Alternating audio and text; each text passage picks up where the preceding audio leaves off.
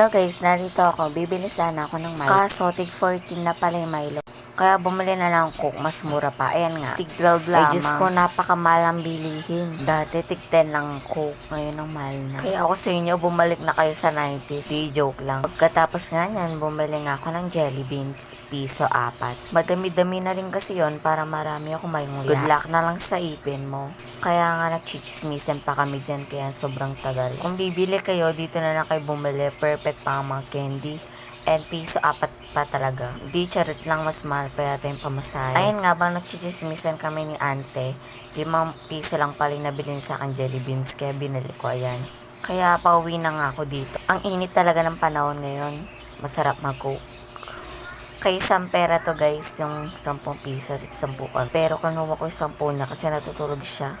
Tama, ito pala yung slime niya guys, mamaya nasa panya na yan.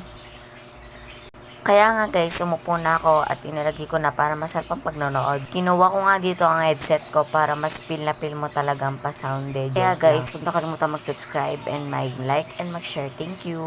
Bye-bye.